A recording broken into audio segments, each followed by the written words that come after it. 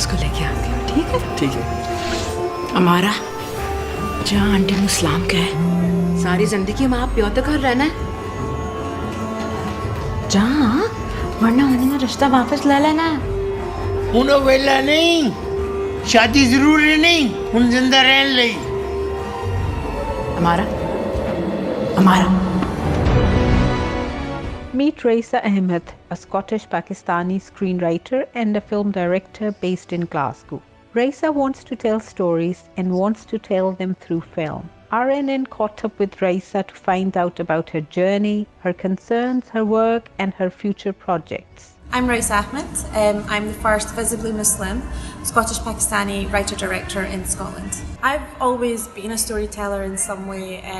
I've been obsessed with stories since I was little. I used to be the kid that read a book a day. And so it just felt kind of natural for me to go into storytelling. For that to be film was unexpected. I didn't think it was something that I could do because I never saw people like me doing it.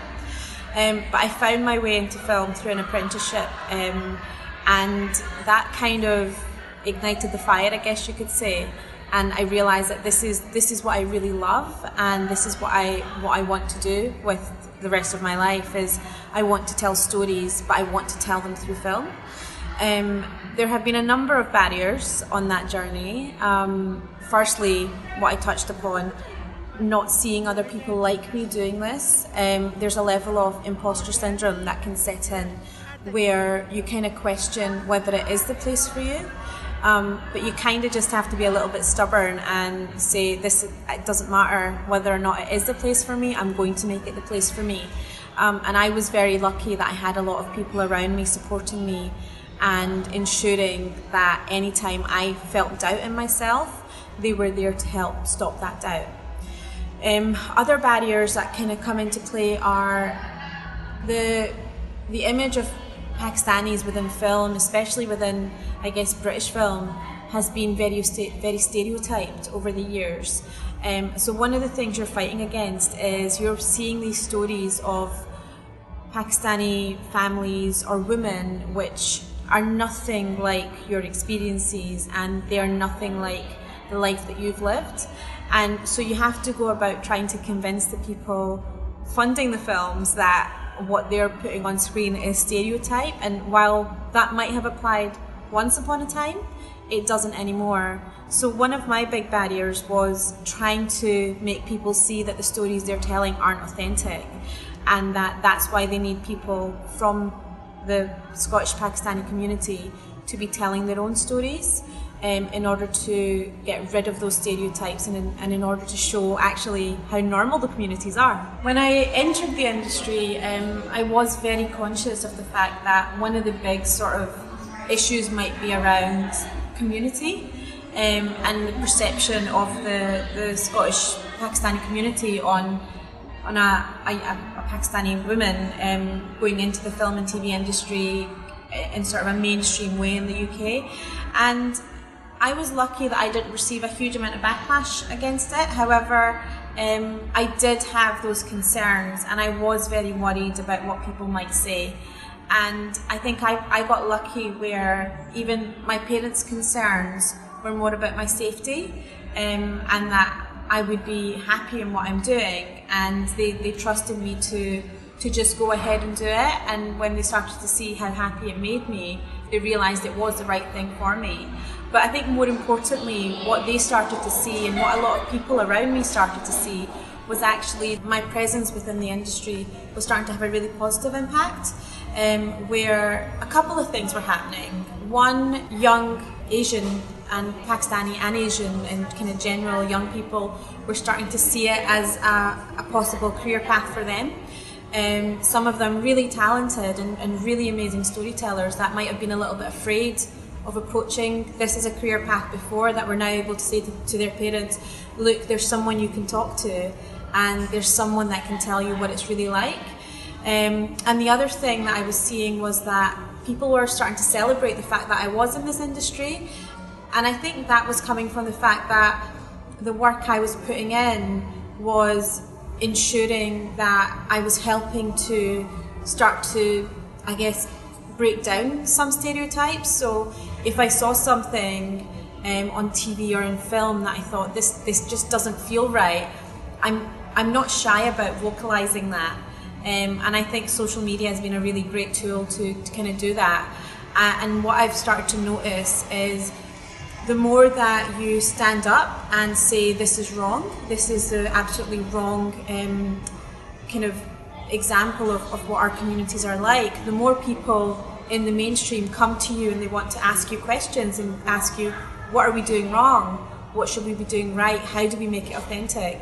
And so I guess what I hope I'm doing is starting to break apart some of these negative stereotypes and start to bring in more sort of positive characters and positive role models into the industry. As a filmmaker, a lot of my interests have been within, I guess, my identity. And my identity is tied into being not just a woman, but a Scottish Pakistani woman, and that ties into the journey that my grandfather made, my great-grandfather made, and my parents made to this country.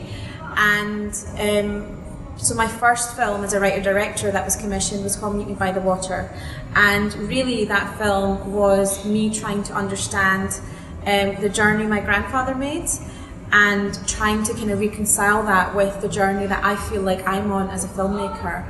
And to me that's really important in my filmmaking, is recognising my roots and recognising where I come from, because I think so much of that informs who I am. Currently the work that I'm doing is I've got 2 feature films in development. One of them is a war film, a World War I film, which looks at Indian soldiers that fought during World War I. The second film is a female road trip film, which is something that I've always wanted to make, because I feel like we don't see films about women that aren't catalysed by men. And so this film is about 2 sisters that drive their gran from Scotland to Pakistan. And for me, this was a journey that I grew up hearing about, because it's something that my dad and my uncle and my grandfather did in the 70s. And I just thought to myself, what if 3 women made this journey? And this idea of going to Pakistan and having it someone of my generation and someone of my grandparents' generation really allows me to explore those sort of issues around identity and what the kind of depths of the pains of having family spread across the world as well. So that's kind of one of my really big projects that I'm excited about. As well as that, I've got a couple of TV projects that I'm working on, and a VR project, which is virtual reality, and that's a project where I'm looking at this idea of grief and how we process grief, and hopefully if that works, then that's something that can help people. Choosing this career path for me is an absolute dream. And I think that if it's something that other people want to do, then they should absolutely embrace it.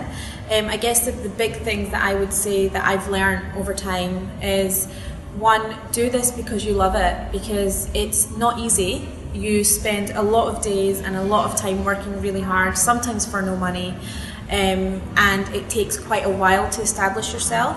So ensure that you're doing it because you love it. And the second thing would be authentic. Trust your voice. You will have other people, especially people that don't come from the same background as you, trying to impose their views upon you sometimes. And that comes from a place of them not understanding and them being overrun by stereotypes that they've seen in the past. But your power is in your authentic voice, and that's the thing that you need to put forward, and that's the thing that makes you unique. So those would be my 2 big tips for anyone that wants to pursue this as a career.